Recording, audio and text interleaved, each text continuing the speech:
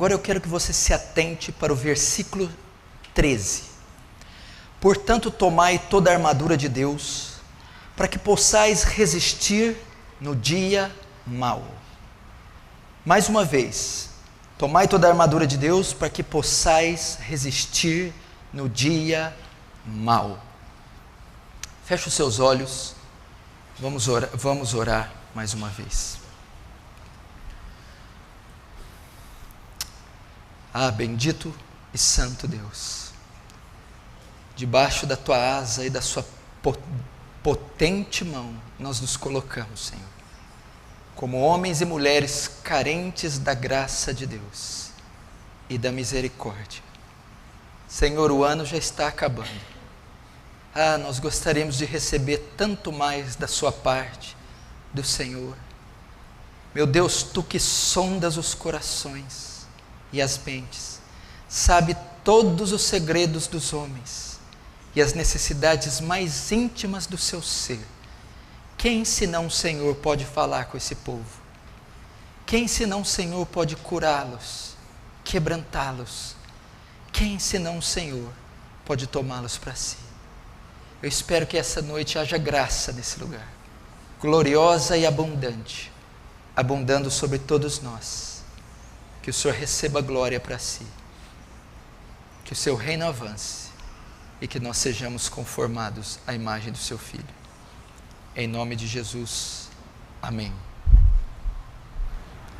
Então você nota que Paulo vai ilustrar uma batalha espiritual. Nossa luta não é contra carne e sangue, mas contra principados, potestades, dominadores, forças da maldade. Paulo ilustra aqui um reino angelical. Ele mostra hierarquias de poder malignas. Algo novo até então. Ninguém tinha esse conhecimento no Antigo Testamento. Só se sabia que existia demônio, que existia o príncipe dos demônios. Mas não se sabia desta hierarquia, não se sabia dessas hostes, dessas milhares de milhões de hostes malignas. Não se sabia que havia uma batalha, que os demônios atuavam em tão grande quantidade e tão próximos do homem. Paulo então descreve um reino, descreve o chefe desse reino e as hierarquias de poder deste reino, as hostes de Satanás, potestades, principados, demônios de alta envergadura, dominadores desse mundo tenebroso, patentes altas e forças espirituais da maldade, demônios que atuam diretamente na vida do homem. E notem, Paulo não aprendeu isso, nunca ninguém tinha dito isso, ele nunca leu a respeito disso. Paulo era um apóstolo que tinha autoridade canônica, o que Paulo falava e escrevia, tinha inspiração divina. Então esse capítulo 6 foi revelado para Paulo. Deus mostrou o mundo angelical, o mundo dos demônios. Deus revelou, mostrou as hierarquias e mostrou como elas atuam no mundo, como elas atuam contra os cristãos. Isso foi uma revelação do reino do inferno. Mas no versículo 13, ele diz algo aqui. Portanto, tomai toda a armadura de Deus, para que possais resistir no dia mau. O verso 13, ele traz uma declaração aqui um tanto curiosa. Ele vai descrever as hierarquias de poder, ele vai dizer, portanto, revistam-se da armadura, para que possais resistir no dia mau. O que é que Paulo está dizendo aqui? O que ele está querendo dizer com dia mau? O que significa dia mau? Por que ele escreveu isso? Que dia é esse? Por que ele se chama dia mau? Para aprendermos isso, temos que ir, não precisa abrir 1 Pedro 5,8. Pedro está escrevendo e dizendo assim, portanto, sede sóbrios e vigiai. O diabo, vosso adversário, anda em derredor, rugindo como leão, procurando quem possa tragar. Pedro também vai falar da luta espiritual. Pedro também vai falar do acesso que Satanás tem a nós. Pedro vai dizer que ele é como um leão, que ele ruge. E o leão é conhecido como um animal, um predador, que assassina as suas presas, estilhaça, esmiuça, mata as suas presas. Então tem de ser sóbrios, vigilantes, tomem cuidado. Há uma luta ao derredor de vocês. Há um ataque iminente sobre vocês a qualquer momento. Vocês estão à espreita, na iminência de uma ação demoníaca, de um ataque agressivo do diabo. Mas notem, Pedro descreve assim: o diabo, vosso adversário. Diabo quer dizer caluniador. Satanás quer dizer adversário. Ele vai dizer: o diabo, vosso adversário, anda em derredor. O que significa andar em derredor? Ele está numa distância razoável de nós, porém não está próximo, não está ao redor, está ao derredor. Significa que a ação de Satanás sobre nós, ela é restrita, que a ação de Satanás sobre nós é limitada. Ele pode ir até um certo ponto, ele fica ao derredor, porque uma vez que ele foi vencido na cruz, Deus entregou a vitória que Satanás, a vitória de Cristo sobre Satanás à igreja. Então ele está ao derredor. Ele tem acesso a nós, mas é limitado. Ele tem acesso a nós, mas é restringido.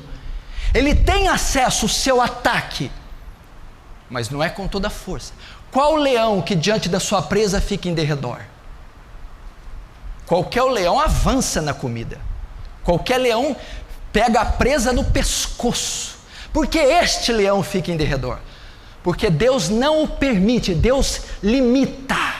Então todos os ataques que você recebe, as setas, as tentações, toda a presença satânica em sua vida é limitada, é restringida pelo poder de Deus.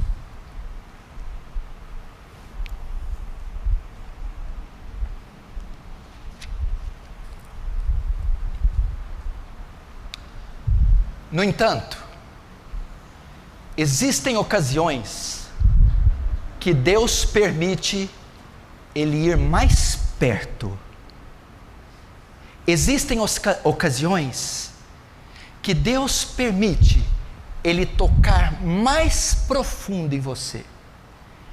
Existem ocasiões que a corrente que está sobre ele, a limitação de Deus, é afrouxada.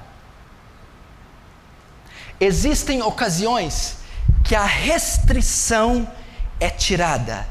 Deus permite que ele toque com mais profundidade. Esse é o dia mau.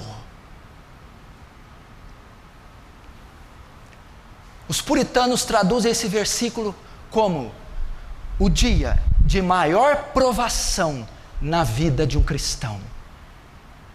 É o dia que Satanás reúne todas as forças dele, todas as hordas malignas sobre uma só pessoa, você.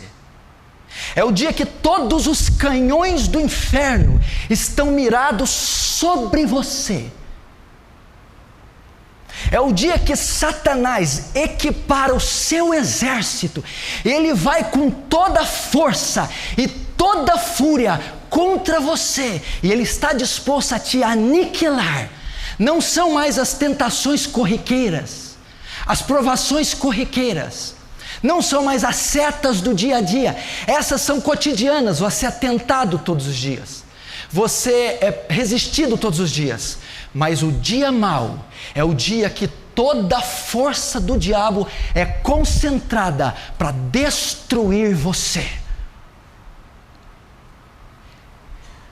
Isso não acontece todo dia, mas Paulo diz aqui: estejam preparados, porque esse dia vai chegar. É um dia de terríveis provações. É um dia que você é submetido até o limite da sua fé. É um dia que Deus permite Ele tocar em você em todas as áreas da sua vida, com toda a força que Ele tem ao mesmo tempo. É o dia mau. Essa palavra mau aqui não está dizendo de um dia mau, um dia ruim, um dia que as coisas deu errado. A palavra mau aqui no grego é maligno, é mal de perverso, é mal de maligno. Ele está dizendo aqui o dia do mal, é isso que Paulo está dizendo, o dia das trevas, o dia do mal. Lembra quando foram pregar Jesus na cruz? Pegaram o Messias. Quando foram pegar no Getsêmani, pegaram o Messias. Os discípulos foram dispersos. Pedro cortou a orelha do soldado. Jesus diz: Pedro, embainha a espada. Não sabes tu que se eu quisesse rogaria ao meu Pai, Ele enviaria 12 legiões de anjos? Porém agora é o período das trevas e o tempo da escuridão. É o período que Deus deixou Satanás se apropriar de Jesus, tocá-lo, matá-lo, levá-lo à cruz. É o dia mau, um dia de grande provação.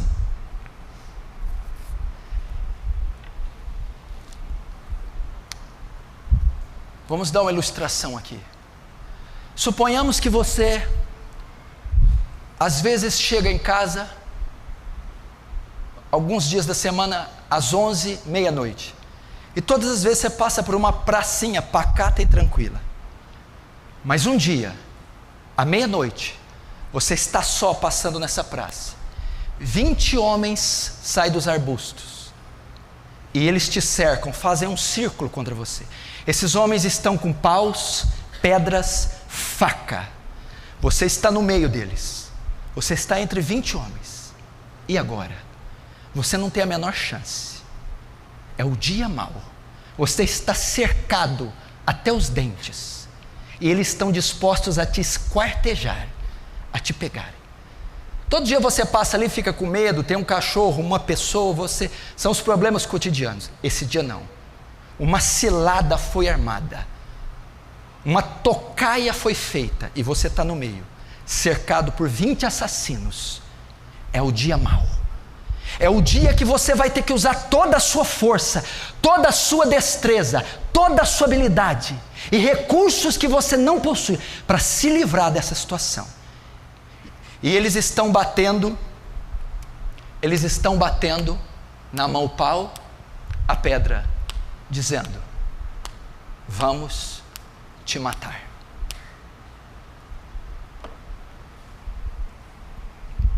Esse é o dia mau. A palavra dia aqui não diz respeito de um dia específico, diz respeito de um período, de uma fase.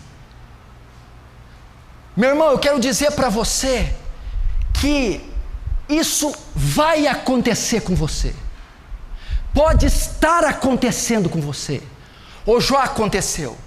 Há períodos da nossa vida, há fases da nossa vida, que nós somos submetidos à mais intensa provação, ao mais intenso ataque das trevas. É o dia mau. É um dia de ardente provação, como você nunca passou antes. Você vai ser testado até o limite da sua fé.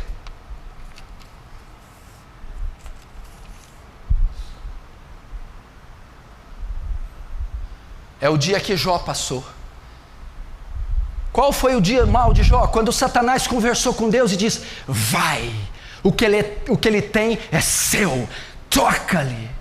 E Jó, num dia cotidiano, enfrentando lutas normais, ele sofreu o dia mau, o dia que as correntes de Satanás foram soltas, e ele abocanhou Jó pelo pescoço, matou seus 10 filhos, destruiu todos os seus bens, feriu Jó de uma praga mortífera, levou Jó à pobreza e ao desprezo, e Jó ficou dias, semanas, naquele estado, sem saber o que era. velar 10 filhos, ver toda a fortuna ser extinta, pegar toda a sorte de tumores e anomalias. Foi o dia mau, o dia da maior prova de Jó, da prova árdua de Jó. Talvez são provas físicas, talvez você é submetido a uma situação que você nunca sonhou. É o dia da enfermidade, é o dia que você abre o exame e é detectado um tumor maligno que você não estava esperando.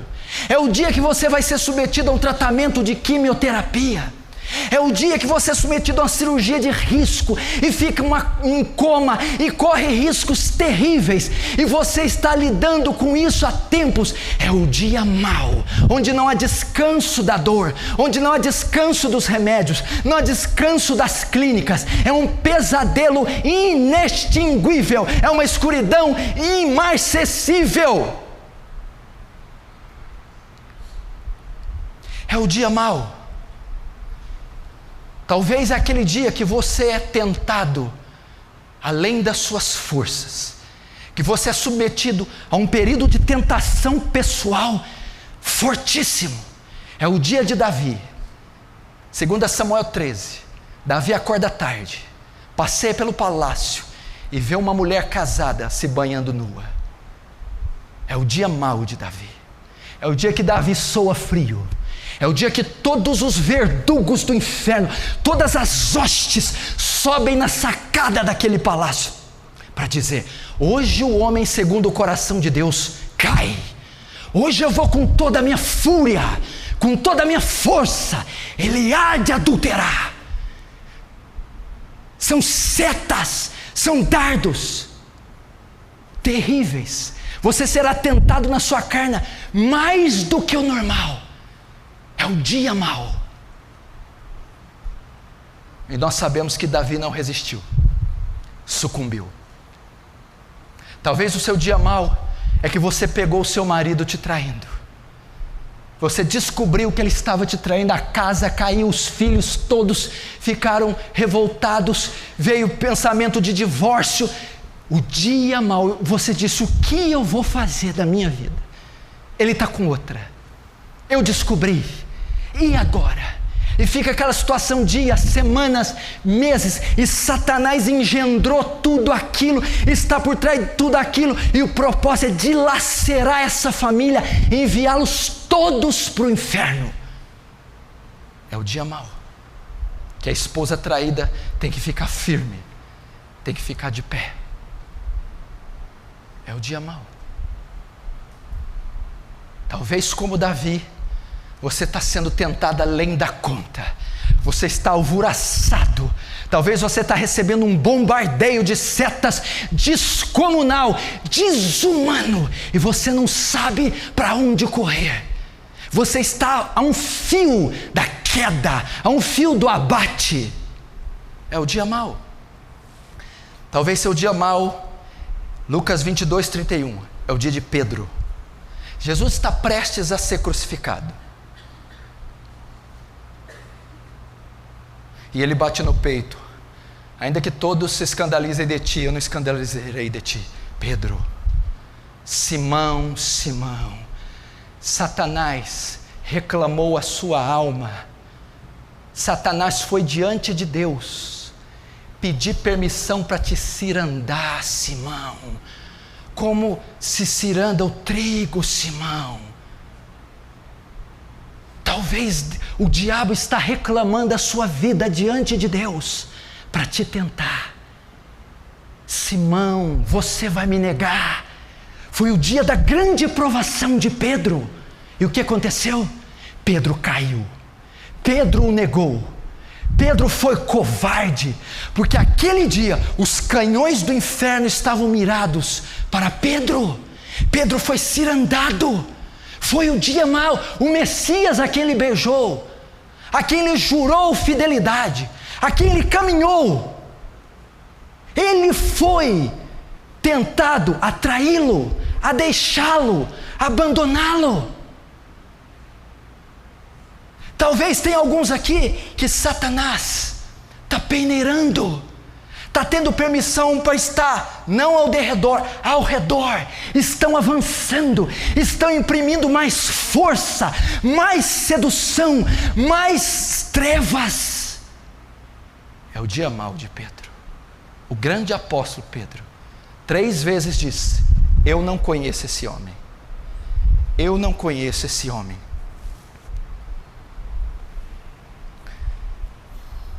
1 Reis 19, Elias, o dia mau de Elias. Jezabel ameaça ele depois de ele ter matado os profetas de Baal. A Bíblia diz que Elias foge, e é tomado de uma angústia tão grande, uma depressão tão grande, se coloca debaixo de uma árvore e pede em si a morte. Foi o dia mau de Elias. Você já imaginou se a história de Elias termina com suicídio?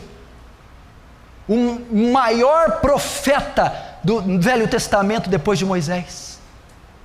O dia que todo o inferno foi para debaixo daquela árvore, todo o inferno se concentrou naquele zimbro, toda a força de Satanás dizendo: tira a sua vida, Elias, dá fim na sua vida, Elias, esqueça, Elias.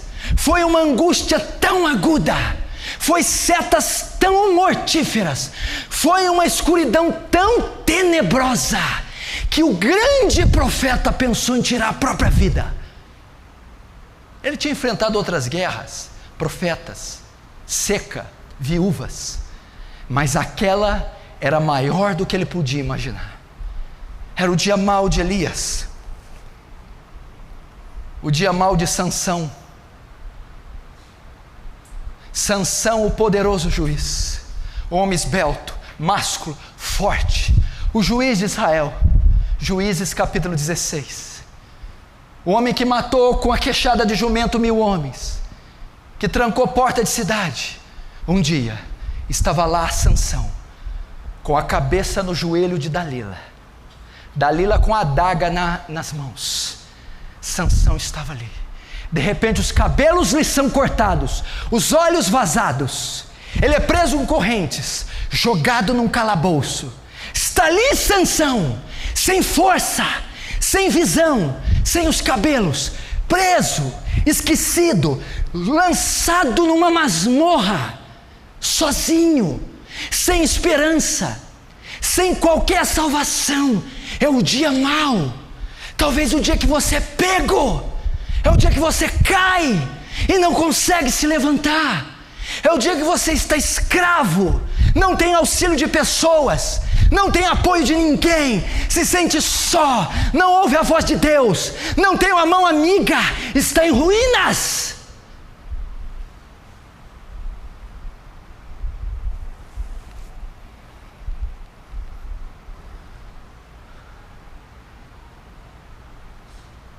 É o dia de Judas,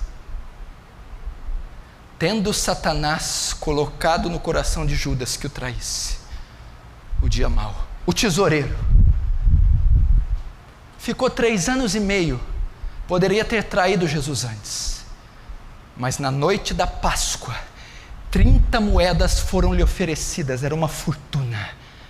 Satanás usou todo. Judas era o discípulo mais inteligente de Jesus, era um erudito, era um escriba. Talvez Satanás foi e disse: Judas, que caminho é esse que você está seguindo, Judas? Aonde isso vai te levar? Eu tenho tesouros, eu tenho riquezas, eu tenho posses, eu tenho fama para você. Deixe-o, traia-o. Seguramente o diabo mostrou os reinos para ele, como mostrou a Jesus. O diabo foi no ponto mais fraco de Judas, a matéria, o ganho, as riquezas.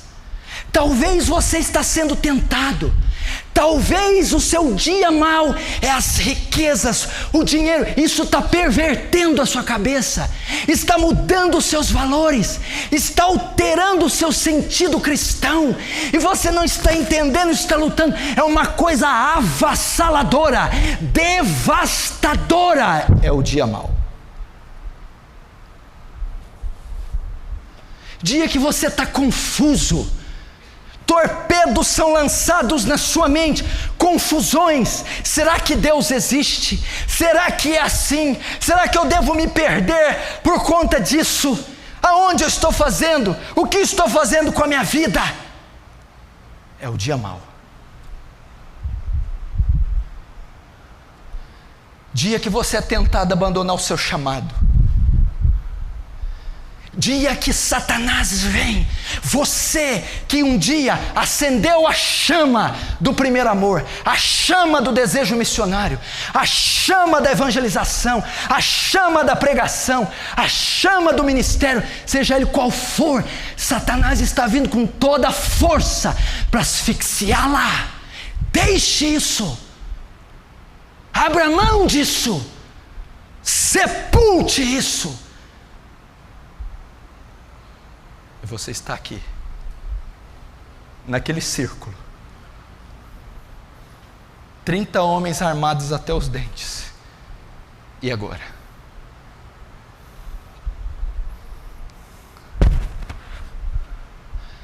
Talvez alguns estão passando por isso. O dia mau é o que a Cida e o marido estão passando. O menino teve a convulsão dentro da igreja no culto. E um calvário se iniciou. Uma prova que eles nunca enfrentaram na vida. Não foi um simples ataque. Foi o dia mau. É o dia mau. O dia de uma intensa provação. Quase que desumana. O dia mau. A Silvana e o Luiz, traídos por um sócio, perderam tudo, quebraram financeiramente, reviraram a vida de pernas para o ar, os filhos, mudanças. É o dia mau. O dia mau que os filhos ficam aflitos. Alguns intentam abandonar a fé, cometerem loucuras. É o dia mau. O dia que uma prova como essa nunca veio. Talvez outros aqui estão dizendo: pastor, o senhor tem razão, não é só uma prova não. Não é uma tentação cotidiana não. Tem algo diferente acontecendo comigo. Talvez é aquele dia que você descobre que foi traído. Talvez é o dia que você perde tudo. O dia mau. Talvez é aquele dia que você está ali, igreja, mexendo no quarto do seu filho enquanto ele está na escola, e você abre a gaveta debaixo da meia, tem droga. Você encontra maconha, e você diz: meu Deus, o meu filho é usuário de droga. E ele afasta da igreja, ele larga a fé e vai viver no mundo. É o dia mau, que você não esperava, não sabe como lidar. Vai ver seu filho é viciado em drogas, o filho que negou a fé e sumiu para servir a Satanás, e toda a casa está mobilizada com essa ação. É o dia mau. É aquele dia que você encontra batom na roupa do marido, que vai ver o celular da esposa, do marido, e vê mensagens de outra mulher. É o dia mau. É o dia que você vai fazer um exame, sente uma dor e vê um nódulo maligno. É você que está lutando com a doença crônica. O dia mau. É o dia que você vai abrir o exame do HIV. Dá positivo. É o dia mau. É o dia mau. É o dia de calúnias e perseguições. É o dia que todos se levantam contra você e você não entende. Calúnias, difamações, perseguições. Você nota que todas as pessoas estão contra você. Família, pais, mães, marido, esposa, irmãos em Cristo, profissionais. Você vê que todos se levantam para uma intensa perseguição, ódio, calúnia.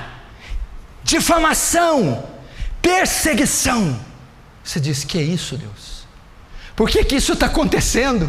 O que eu fiz? O que é isso, Senhor? Todos zombando, mentindo, me rejeitando, me excluindo, dizendo falso contra mim, tirando meus direitos, sem dó, sem misericórdia, um jugo. É o dia mau.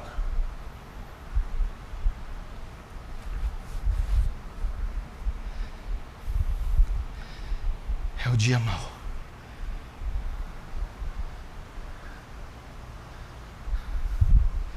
E eu vou te dizer mais. Quando eu estava orando, Deus me disse, em um certo sentido,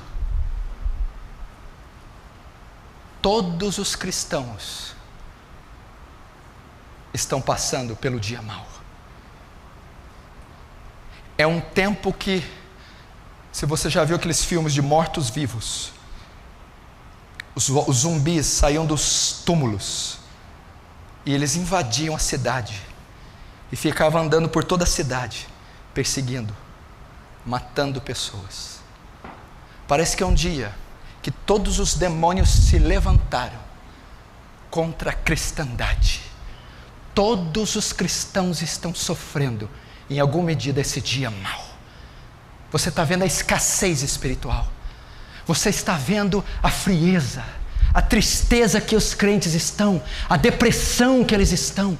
Não há milagres, não há sinais, não há respostas, não há enchimento do Espírito Santo, não há avivamento, dor, tristeza, perseguição, opróbrio. É o dia mau da igreja, é o dia mau que o Senhor permitiu. O Senhor soltou as correntes do inferno e diz: vá, prove-os, vá, tente-os, vá, oprima-os. Nós estamos vivendo o dia mau, um dia de angústia, um dia de dor, um dia de trevas. Filhos, casamentos, corpos, mentes, ministérios estão sobre a mira do inferno.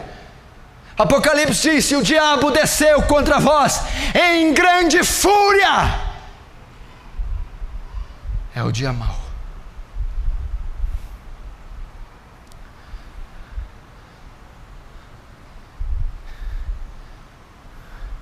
Escute o que eu vou falar.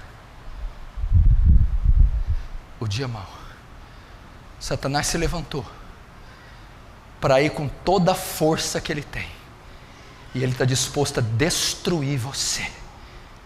Agora ele veio para dar o golpe fatal. É o dia que ele pode te tocar, que ele pode usar toda a força. O dia mau chegou para Davi. Davi não resistiu. Davi sucumbiu. Davi cedeu à tentação. Davi pereceu no dia mau. Pedro, o dia mau veio com toda a força. Pedro não resistiu. Pedro caiu.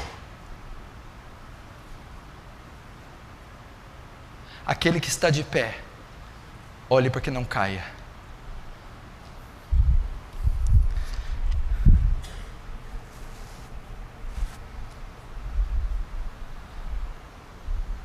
Quantos estão entendendo, diz amém.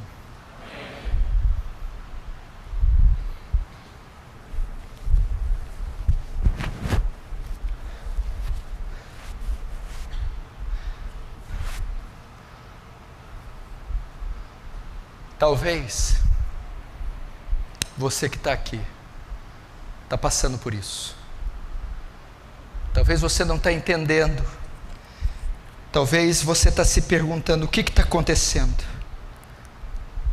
Por que eu estou passando por tudo isso? Estou sendo assediado de todos os lados. Como vencer os bombardeios que você está recebendo? Como lidar com essa depressão aguda? Como lidar com a carne, cada fibra do seu ser inclinada, pedindo pecado? Como? Paulo dá a receita aqui. Portanto, tomai toda a armadura de Deus. É isso que ele diz. Para quê? Para que possais resistir no dia mau. Quem está entendendo diz amém. Amém. Presta atenção. Paulo falou que o dia mau vai vir, ok? Eu disse aqui o que é o dia mau. Paulo diz que esse dia pode ser resistido, pode ser atravessado, pode ser vencido. Você que está passando o dia mau, como vencê-lo? Como atravessá-lo de pé? Paulo diz, portanto, tomai toda a armadura de Deus. Se você não estiver revestido desta armadura, você não prevalecerá. Paulo, ele ilustra, presta atenção, o dia mau como um combate. O dia mau é um combate, é uma luta. Para eu vencer aquela luta, aquele combate, eu tenho que estar vestido da armadura. O que Paulo está dizendo aqui? Ele está ilustrando, porque a cultura da época é greco-romana. Nessa época o Império Romano reinava há 110 anos. O Império Romano tomou conta de toda a bacia do Mediterrâneo, e as suas fronteiras se estendiam para além do Mediterrâneo. Então o que era mais comum ver em toda a cidade era a centúria, 100 soldados romanos, os soldados mais poderosos da história. E ele vai ilustrar o que era comum na vida dos moradores, dos gregos, a luta de soldados oponentes inimigos contra os exércitos romanos. O exército romano era uma máquina de matar, eles eram imbatíveis. Um soldado romano podia matar 10 homens facilmente. Eles faziam estratégias de combate. Enquanto os oponentes iam com pau e pedra, os bárbaros, eles formavam um pelotão como um tanque com escudos fechados e devastavam tudo que vinham pela frente. E Paulo está dizendo, se você está vendo por que eles são vitoriosos na guerra, porque eles têm o capacete da salvação, a couraça da justiça, o cinturão da verdade, tem nos pés o calçado, as sandálias do evangelho da paz, no braço esquerdo o escudo da fé, no braço direito a espada do Espírito. Uma vez que o soldado romano está revestido da armadura, ele se torna invencível, ele não pode ser derrotado. Paulo vai dizer a mesma coisa, vocês têm um combate, mas não são com os turcos, com os bárbaros, com os muçulmanos. Vocês têm uma batalha, uma guerra contra as forças das trevas, contra os poderes do diabo, contra as hostes de Satanás. Para isso eu vou fazer uma analogia. Tomem a armadura de Deus para vencer essa guerra. Pelo amor de Deus, quem pensa que essa armadura é física? Meu irmão, para vencer o dia mau, você que está acostumado com essa balela, óleo ungido contra o demônio, para com isso, é ridículo. Ato profético, está amarrado, isso é ridículo, isso é patético, você não tem força nenhuma contra o diabo, você não vai vencer nunca, pode despejar óleo na tua casa, na tua cabeça, isso é ridículo. Não existe trecho na Bíblia que apóstolo nenhum amarra ninguém, está amarrado coisa nenhuma. Clama o sangue de Jesus, ninguém clamou o sangue de Jesus, isso não é armadura, é pegar a Bíblia e levantar, diabo eu estou com a espada, não, por favor. Está falando de uma armadura espiritual. Presta atenção, o campo de batalha do diabo. Você imagina a batalha espiritual como o Senhor dos Anéis. Demônios tilintando espada com anjos. Macumba, vultos, arranharam a minha parede, arranharam a minha janela. Isso não é batalha espiritual, isso é ridículo. Sabe que o diabo vai perder tempo a arranhar a sua janela? Aí eu vi um vulto passando. Isso é ridículo. O campo de batalha é na sua mente e no seu coração, não é físico. O campo de batalha é para você desistir da fé, desviar-se da fé, é nas suas convicções, é no seu coração, é ali que ele atua. Ele não tem propósito de arranhar a janela, aparecer vulto no quarto, óleo, isso é balela. Quando ele fala luta, não tem que lutar. Ele podia ter usado guerra, mas guerra é um termo genérico, engloba tudo. Batalha, não, ele usa luta. Luta fala de corporal, fala de sair no braço. Paulo está dizendo que a luta é corpo a corpo. O diabo vem e ele ataca pessoalmente você. São suas atitudes, suas palavras, seus sentimentos, seus pensamentos que são comprometidos. Não tem nada de demônios lutando com anjo no céu, arranhando parede, óleo, mandingas, isso não serve para nada. Pastor, Deus, eu estou com a armadura, estou com o capacete, o capacete está aqui, o cinto, vem diabo, vem. Por favor, tomai toda a armadura de Deus. Você quer vencer o dia mal, irmão Luiz, Silvana, Amarildo, Cida? Quer vencer o dia mal, Nelson? Quer vencer o dia mal, Jonathan?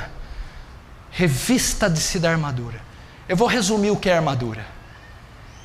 Quando fala couraça, não é a couraça que está em questão, é a couraça da justiça, é a justiça. Capacete, não é o capacete que importa, capacete da salvação, fé, evangelho, verdade, palavra. Revestir-se da armadura, revestir dos atributos morais de Cristo. Eu vou resumir o que é armadura: santidade. Você quer vencer Satanás? Santidade é a arma mais poderosa contra o diabo. Toda a armadura se resume em santidade, pureza, obediência a Deus. Você acha que o diabo vai obedecer um cara porco, ladrão, mentiroso, devasso, que está pegando óleo, falando amarra, e uma vez que ele não está com a verdadeira armadura, que é pureza, integridade de coração, honestidade com os dinheiros, amor à mulher, vida de oração, submissão aos irmãos, isso é armadura. Por isso que você está sendo esbofeteado para o diabo, porque você crê nessa doutrina neopentecostal, que vive uma vida sem orar, sem jejuar, sem ser santo, faz coisa errada e grita, está amarrado, queima, pega o óleo, roda em volta da casa, chama o pastor para orar. Isso não tem força nenhuma contra o diabo.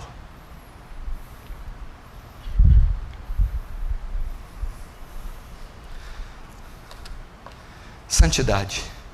Eu vou tentar falar umas peças da armadura rapidamente, porque eu não quero demorar. Quem quer vencer a batalha espiritual diz amém. Amém.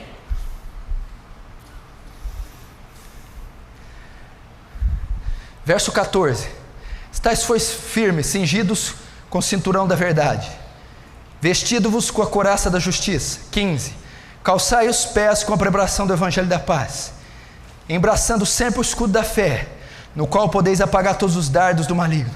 Tomai também o capacete da salvação e a espada do Espírito, que é a palavra de Deus, com toda oração e súplica, orando em todo tempo no Espírito, vigiando em toda perseverança e súplicas por todos os santos. Até aqui. O que é a armadura, Maria Júlia? O que é a armadura, Dona Dora? O que é a armadura, Tiago? Olhe para cá novamente. Você passou na praça, 30 homens armados. Como que eu vou lidar com esse dia? Não é um só, como no dia a dia, são 30. Só tomando a armadura, para vencer essa prova, para vencer esse vale, para vencer esse tormento, para se desvencilhar desse negrume. Tomai toda, Paulo começa, não adianta parte da armadura, toda ela, revestir-se de Cristo por completo. Primeiro ele diz, o cinturão da verdade. A armadura romana era colete, capacete, sandálias, e era uma peça só. O cinturão, ele apertava a armadura e deixava ela toda justa. Ele era a base de toda a armadura. Sem o cinto ela ficava frouxa. O cinto alicerçava as caneleiras, as botas, o colete, tudo. O cinturão da verdade. Quer vencer a luta, a prova? Primeiro, o que ele diz? Cinturão da verdade. A sua base tem que ser a verdade. Construa a sua vida na verdade. Deixe a mentira, deixe o rolo, cumpra a verdade, fale a verdade, viva a verdade, obedeça a verdade. Deixa eu te dizer, a sua vida é firmada na verdade. As palavras que saem da sua boca são verdade. Você é um homem que fala, professa a verdade. 1 Coríntios 8, nada podemos contra a verdade, senão pela verdade. A única coisa que vence o pai da mentira é a verdade, porque ele é mentiroso e pai da mentira, porque nunca se firmou na verdade. Se você quer vencer a prova, pare de mentir, firme-se na verdade. Mas tem algo além aqui. Eu estou um pouco fraco, pode ser que eu não consiga concluir, viu? Por favor. Paulo está indo além aqui. Sabe o que ele está falando? Ele está querendo dizer aqui, José, da sua convicção. Cinja-se com a convicção. Convicção. A grande verdade é que a luta vem para abalar sua convicção. Paulo está dizendo, se você não cingir com o cinturão da convicção, o que é isso? Convicção da verdade. Você tem que ter convicção da sua fé, convicção da salvação, convicção do seu chamado. Muitos cristãos estão sendo derrotados porque perderam a convicção, perderam a confiança, perderam as bases, os credos. Se o dia mal vier e você não tiver convicto da sua fé, convicto do seu chamado, convicto do evangelho, você vai cair. O ataque vem para abalar sua convicção. O ataque vem para desestruturar a sua fé. Convicção. Revista-se de convicção. Convicção significa um homem inabalado, convicto do que crê, convicto do que quer, convicto da morte, convicto da ressurreição de Cristo. Paulo diz, tomai a armadura de Deus, para que possais estar inabaláveis. Veja para você, não sabe se vem na igreja ou se falta, não sabe se lê, se não lê, não sabe se é santo ou vai para o mundo, não sabe se doa uma coisa ou compra para você. Você perdeu sua convicção, é uma presa fácil. Sem convicção, você não vai vencer o dia mau. Você sabe que a porta é estreita. Você sabe que seja o falar sim, sim e não, não. Você sabe como Paulo, já estou crucificado para esse mundo e agora vivo, mas não eu. Convicção. Paulo diz, por cuja causa eu padeço, mas não me envergonho. Por quê? Porque eu sei em quem eu tenho crido. Convicção. Mestre, vamos comer. Uma comida tenho para comer, que vocês não podem me dar. Que a minha comida é fazer a vontade daquele que me enviou. Convicção. Vamos andar rápido, senão do cabo. Segundo, couraça da justiça. É a peça mais importante. Veja, eu estou falando de como vencer o dia mau. Primeiro, você quer vencer a verdade a qualquer custo, a qualquer preço. Tira a sua vida da mentira, senão Satanás vai tragar você. Como Pedro, que mentiu, por isso negou. Como Davi. Segundo, convicção. Ou é ou não é. Ou você crê, ou você firma a sua vida no evangelho, ou esquece. Terceiro, essa couraça cobriu o peitoral, uma das partes mais importantes. Ela protegia o coração. Couraça da justiça. O que é isso? A justiça de Cristo em você. Mas o que significa essa justiça? Significa retidão. Aqui nós encontramos na forma plena santidade. A única maneira de vencer o diabo: se aparta do pecado, paga as suas contas em dia, perdoa os teus ofensores, tira os olhos da mulher alheia, reconcilia-se com a esposa, ama teus filhos, cultiva uma vida de leitura, cultiva uma vida de oração. Por quê? Porque essa justiça vai cobrir teu coração. Para quê? Que nunca haja em vós um coração mau e infiel para se apartar do Deus vivo. Satanás vai entorpecer teu coração. Satanás vai infestar teu coração de ódio, intriga, inveja, vingança. Que nem uma raiz de amargura brotando no seu coração vos prive da graça. Sem a graça você não passa o dia mal. E se a raiz de amargura, ressentimento, rixa, mexerico, ódio se instalar no seu coração, você será privado da graça e o leão te abocanha.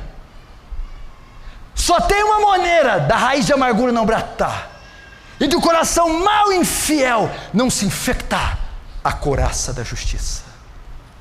Santidade, pureza, um homem íntegro com seu nome, íntegro com seus papéis, íntegro com seus olhos, íntegro com a boca, íntegro com o corpo, íntegro com o coração. Essa é a verdadeira arma espiritual. Não são atos proféticos tolos, é verdade, convicção. E agora, santidade. Qual a outra peça?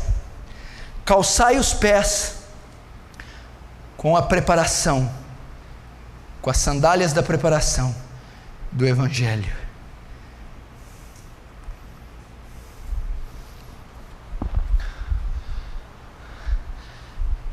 A bota do centurião romano era o alicerce dele.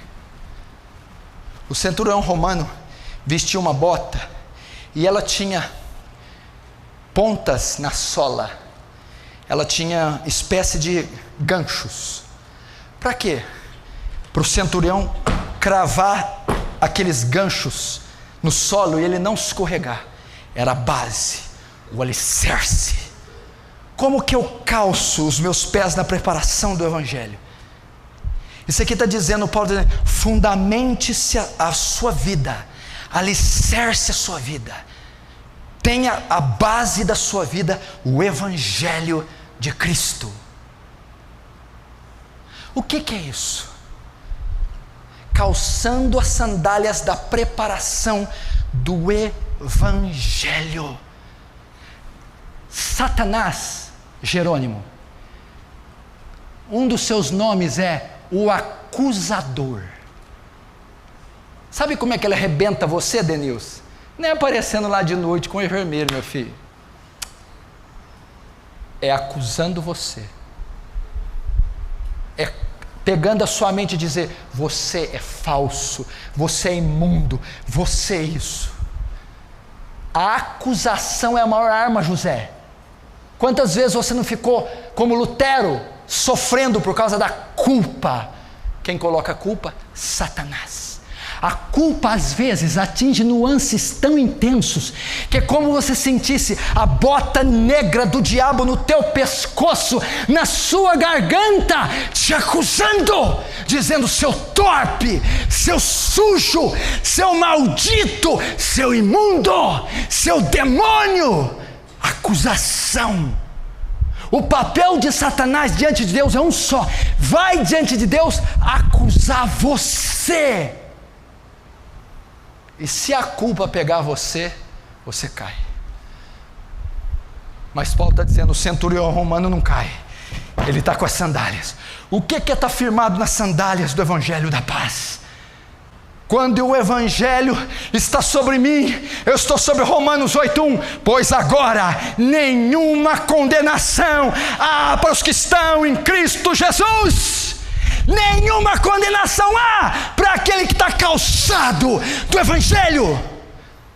As acusações do diabo são nulas. Romanos 8:31 diante. Que diremos, pois, dessas coisas? Se Deus é por nós, quem será contra nós?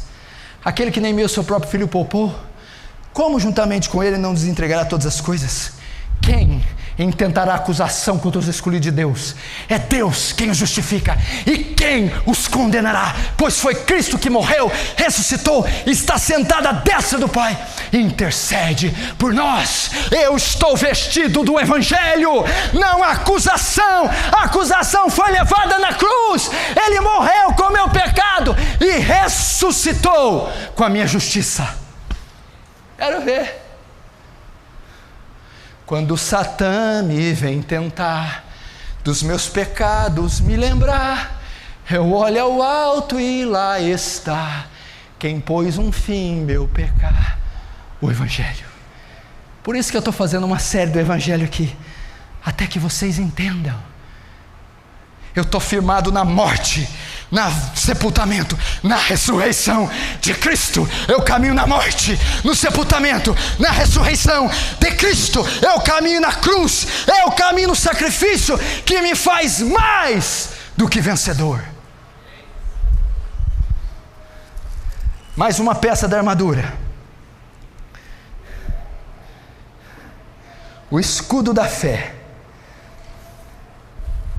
Quer vencer o dia mau? O escudo da fé. Para que possais apagar os dardos inflamados. Quando os bárbaros atacavam os exércitos romanos, eles lançavam lanças com betume na ponta, incendiavam. Era para jogar e botar fogo nas cidades romanas. Esse escudo que Paulo escreve é um escudo que tem quase 2 metros de altura, era do tamanho do soldado. Esse escudo apagava o dardo, impedindo que o dardo avançasse e queimasse as cidades romanas. Paulo está ilustrando uma fortaleza, um escudo chamado fé. Aleluia. Só aqui poderíamos derrotar o inferno 20 vezes. Só com esse escudo poderíamos tripudiar no reino das trevas. A fé que Ele te deu, a fé de um homem e de uma mulher. Quando o demônio não sai, os discípulos, por que não podemos expulsá-lo? Só sai com jejum e oração. Não. Antes Jesus diz: homens de pouca fé. Se tivesseis fé, secaria-se esse demônio, seria precipitado no inferno nesse instante. Fé, igreja. Na hora que o combate vier, que a prova vier, que a culpa vier, diga: eu sei em quem eu tenho crido, eu sei que Ele é poderoso. Fé. Posso ouvir amém? Amém. Mas fé é mais do que fé. Presta atenção, meninos. Salmo 57, 1. À sombra das suas asas me refugio, até que passe as calamidades. Como é que é? Davi dizendo: à sombra das suas asas me refugio, me escondo, até que passe as calamidades. O que são as calamidades? O dia mau. Aonde o salmista se escondia? Na sombra do Onipotente, na torre forte, na fortaleza inexpugnável. Sabe de quem está falando? Cristo. Meu irmão, a sua tendência é que no tempo de crise você vai buscar recursos em cisternas rotas. Você corre para terapia, tratamento, empréstimo, videogame, celular, Facebook. Você tenta remédios, não adianta. Você não vai se livrar do dia mau com técnicas humanas. Não vai adiantar. Carne não pode ajudar carne. Pecado não salva pecado. Homens mortais não ressuscitam pecadores. Corra para a fortaleza que se chama Cristo Jesus. Busque socorro nele, olhando sempre para o autor e consumador da fé. Isso é o escudo da fé. Cristo em nós, esperança da glória. Olharam para eles e foram iluminados, e os seus rostos não serão confundidos. Jeová, fortaleza minha, sê tu minha torre forte. Essa é mais uma. O capacete da salvação. Por que Paulo ilustra o capacete? Era a área mais sensível do corpo, a cabeça. Uma espadada na cabeça era a morte. Mas o centurião estava com um elmo de bronze, um capacete. O campo de batalha da mente. O diabo vai pôr em dúvida a sua salvação. O diabo vai dizer que você não é filho de Deus. O diabo vai te atacar para dizer você é bode. E quando a sua convicção da salvação se perder, ele te esfola. Mas Paulo está dizendo, revista a mente com Efésios 2:6, que diz, pela graça sois salvos, por meio da fé, isso não vem de vós, é dom de Deus, não vem de obras para que ninguém se glorie. Dardos na sua mente, setas que te confundem, acusam para dizer você não é salvo, você não é filho de Deus, você não tem herança nem promessa. Capacete da salvação, o que é? Rogo-vos pela compaixão de Deus, que apresentei vossos corpos como sacrifício santo e agradável a Deus, que é o vosso culto racional. Mas não vos conformeis com esse século, mas transformai-vos pela renovação da vossa mente, para que possais experimentar qual é a vontade boa, perfeita e agradável vontade de Deus. Uma mente santa, uma mente que pensa nas coisas do alto, uma mente presa na salvação. A espada do Espírito, que é a palavra de Deus. Eu vou dizer que essa é uma das peças mais importantes, porque é a única armadura de ataque que Paulo fala. A espada. Como é que é a espada, irmão? Tem que pegar, lutar? Vou dizer qual que é a espada, Natanael. Quer vencer o dia mal? Aplica cada princípio da Escritura na sua vida diária. Você vence o diabo. Tudo que a Escritura manda fazer sobre dinheiro, faça. Tudo que a Escritura ordena sobre casamento, faça. Tudo que a Escritura diz sobre finanças, faça. Tudo que a Escritura diz sobre olhos, faça. Corpo, faça. Boca, faça. Essa é a espada que derrota Satanás, é ser saturado da palavra, é aplicar a palavra na vida diária, é usar a palavra em cada aspecto da sua vida. Você cria uma muralha intransponível sobre você, você cria uma fortaleza onde o leão que ruge não pode entrar. Último, orando com toda súplica. Orando, verso 18, com toda oração e súplica, orando em todo o tempo no Espírito, e para isso, vigiando com toda perseverança e súplicas por todos os santos.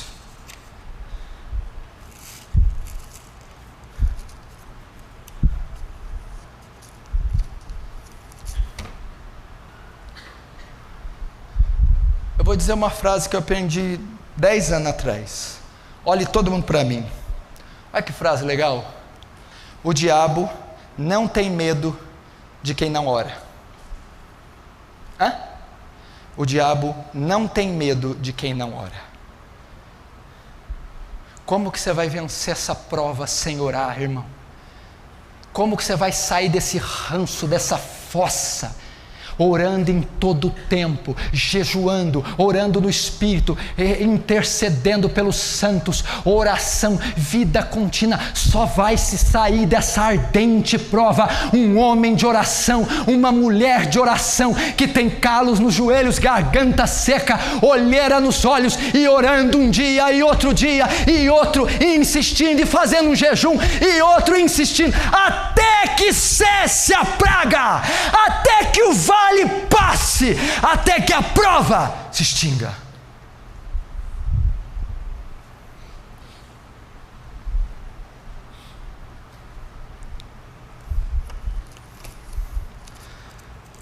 Volta lá em